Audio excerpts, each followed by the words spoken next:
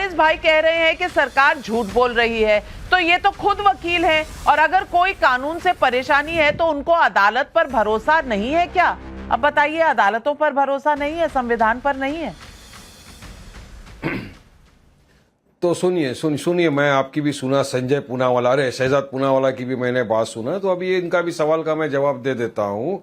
क्यों इनकी बात पे भरोसा नहीं, पता है? क्योंकि जब नोटबंदी का टाइम आया था तभी उन्होंने कहा था, लावारिस बातें हो जाती है। अच्छा सुनो, तभी नोटबंदी के वक्त भी इन्होंने कहा था कि आतंकवाद खत्म हो जाएगा, काला धन बढ़ना बंद हो जाएगा, नोटें छपना बंद हो जाएगी, डुप्लीकेशन बंद हो जाएगा। क्या हुआ? कुछ हुआ क्या? आतंकवाद खत्म हो गया, डुप्लीकेट नोटें छपना बंद हो गई। इसीलिए इनकी बात पे यकीन नहीं कर सकते। बीजेपी की कथनी और करनी में जमीन आसमान का फर्क है। ये देखना आहिस्ता आहिस्ता किस तरह से लिटिगेशन का दिखा के जैसा हमारी वक्फ की जमीन को हथियाना शुरू कर देंगे। कलेक्टर आएगा, बोलेगा नहीं भाई ये तो डिस्प्यूटेड है जगह, ये चले जाएगी गवर्नमेंट में। मगर ये जगहों के ऊपर हमारे यतीमों का अधिकार है, सरकार को सोचना पड़ेगा। हमने कहा हम संवैधानिक तरीके से प्रोटेस्ट करेंगे नबिका जी, पूरे देश भर में संवैधानिक रूप से प्रोटेस्ट करेंगे, कोर्ट कानून का दरवाजा खटखटाएंगे। जब तक मोदी सरकार ये बिल को वापस नहीं लेती, हमारा एहतजाज जारी रहेगा। अरे मुस्लिम पर्सनल लॉ बोर्ड ने खाली एक वेबसाइट निकाला था, करोड़ों लोग ने उसके ऊपर ऑब्जेक्शन उठाया कि भाई नहीं, हमको वक्फ कानून नहीं चाहिए। जब पूरा मुसलमान को नहीं चाहिए, पूरे विपक्ष को नहीं चाहिए, पूरे मुसलमान को क्या जिद है? पूरे मुसलमान को दो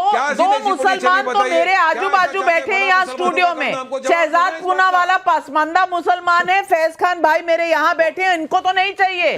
आपकी हुकूमत नहीं चाहिए। और आप लिटिगेशन की बात कर रहे हैं, डिस्प्यूट्स की बात कर रहे हैं। मैं आपको बता दूं, 15,000 ऐसे केस पड़े हुए हैं कोर्ट्स में, 15,000 ऐसे केस पड़े हुए हैं कोर्ट्स में। और आप जानते हैं पिछले 10 सालों में कितने डिस्प्यूट सॉल्व किए हैं?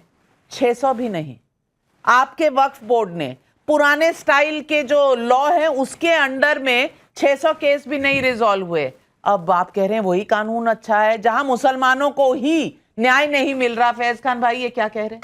देखिए दीदी, मैं एक बात कहना चाहूंगा। मुझे आश्चर्य हो रहा है कि यहाँ पर एडवोकेट लोग बैठे हुए और कैसी बात कर रहे हैं।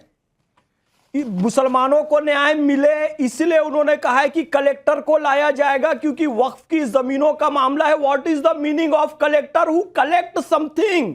वो क्या कलेक्ट करता है? क्योंकि उसे कलेक्टर कहा जाता है। He is revenue collector.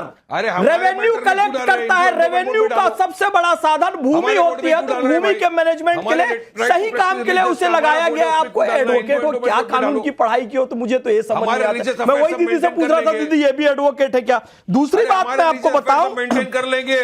कपड़ों की जहां तक बात है ना सर, तो कपड़ों की बात आपने शुरू की थी दीदी। मुसलमानों के अधिकारों की आप बात करें ना, मुझे उस दिन तकलीफ हुई जिस दिन ये आदेश ये लोग जारी कर रहे थे जबरदस्ती कि मुसलमान ईद में पुराना कपड़ा पहनो, नया कपड़ा नहीं पहनो, ईद के दिन काली पट्टी बांधकर नमाज पढ़ो। शर्म नहीं आती है? ईद की नमाज का अपने राजनीतिक हित में आप लोग इस्तेमाल करते हैं। फिर कहता हूं, अल्लाह रब्बुल इज्जत खालिक कायनात ने ईद के लिए नया कपड़ा हजरत जिब्राइल अमीन के जरिए हजरत इमाम हसन और हजरत इमाम हुसैन के लिए भेजा था।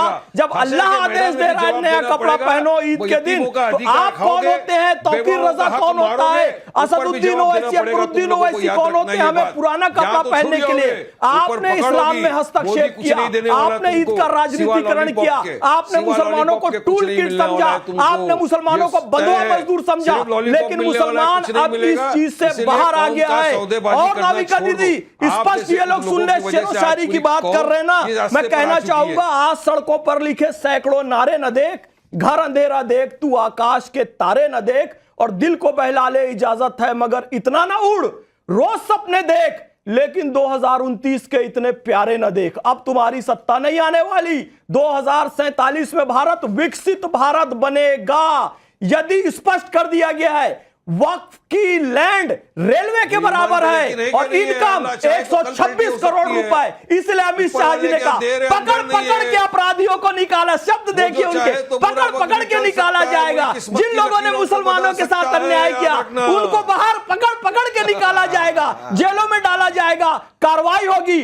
अब मुसलमान हाँ, ये तुम्हारे आपके साथ यही झांसे होने में वाला आने है। वाला नहीं है। यही एक बात होगा। है, अब देश का मुसलमान बेदार हो तुम चुका जैसे है, कौम के बेदार हो गद्दारों को चुका है। वारिस इस बात भाई, को आप समझ वारिस जाइए। भाई, आप मुसलमान हैं, हाँ, लेकिन इसलिए फैज मोदी खान के साहब जाके की तले में कितने चाट रहे मुसलमान मोदी हैं, के। ये अब आप ये क्या मोदी के टेस्टिंग करेंगे? चटुकार लोग आप जो टेस्टिंग लॉलीपॉप के करेंगे? चक्कर में पूरी कौम का सौदा करने बैठा ये लोग को मैं जानता हूं और अच्छी आप तरह तमीज़ से। तहजीब नहीं नहीं, मैं आपको दिखा हम एक शेर और दूं, मैं आपको दिखा दूं, वहां मुस्लिम महिलाएं खड़ी हैं, वो कह रही हैं कि वक्फ बिल संशोधन अच्छी बात है, वहां लोग एक दूसरे को मिठाई खिला रहे हैं। भोपाल से ऐसे दृश्य देखने को मिले हैं, उत्तर प्रदेश से ऐसे दृश्य मिले हैं, पंजाब से मिले हैं। अब पूरी ठेकेदारी आपकी तो नहीं हो सकती ना वारिस शेर भाई। और दीदी। वारिस भाई, अब आपको एक शेर याद आ रहा है वारिस भाई? एक शेर प्लीज, क्योंकि इन्होंने जिस तरह की भाषा का मेरे लिए इस्तेमाल किया है, मैं ये जरूर कहूंगा कि तुम्हारे पांव के नीचे कोई जमीन नहीं, और कमाल ये है कि फिर भी तुम्हें यकीन नहीं, और जरा सा तौर तरीकों में हेरफेर करो।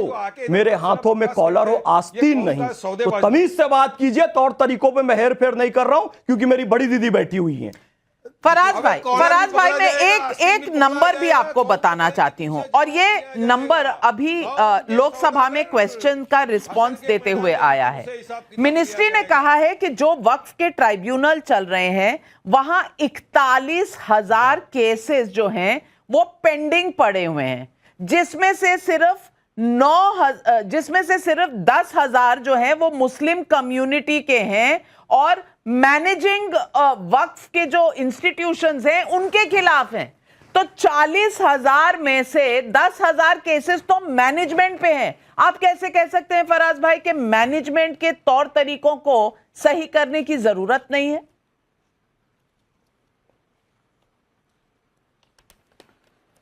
नाविका जी, इसका मैं आपको बहुत अभी सटीक जवाब दे रहा हूं। देखिए, अभी लखनऊ में जो गोमती नगर एरिया है वो नरीमन पॉइंट ऑफ लखनऊ कहा जाता है।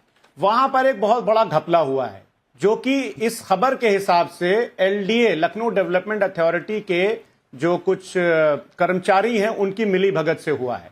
तो देखिए, करप्शन जो है, करप्शन सिस्टम के हर ऑर्गेनाइजेशन में, हर डिपार्टमेंट में पूरी तरह से फैला हुआ है। तो ये सीधी सीधी नाकामयाबी जो है ये भारतीय जनता पार्टी की सरकार की है। वक्फ बोर्ड में भी करप्शन हो तो वो भी भारतीय जनता पार्टी की है, और उत्तर प्रदेश में 8 साल नहीं, मैं समझी नहीं। वक्फ बोर्ड तो आप चला रहे थे ना आज तक। और किसकी है वक्फ बोर्ड का? नहीं, और किसकी है? और किसकी है बताइए ना। वक्फ बोर्ड का मंत्री कौन है उत्तर प्रदेश में? ओम प्रकाश राजभर किस पार्टी से आते हैं?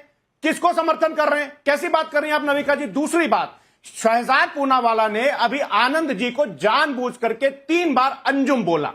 अरे आनंद जी को आपत्ति हो, अच्छा, ना हो, एक सेकंड, मुझे एक आपत्ति सेकंड। है। मैं लेकिन इसका इसमें पहले कोई जवाब। प्रॉब्लम की बात इसलिए नहीं है कि भारतीय जनता पार्टी की ये सुनिए, भारतीय जनता पार्टी की ये नियति है कि जो पार्टी किसानों को आतंकवादी कहे, जो पार्टी किसानों को उग्रवादी कहे, जो पार्टी किसानों को खालिस्तानी कहे, जो पार्टी किसानों को गुंडा कहे, वो पार्टी एक वैसे आपने सुना नहीं होगा,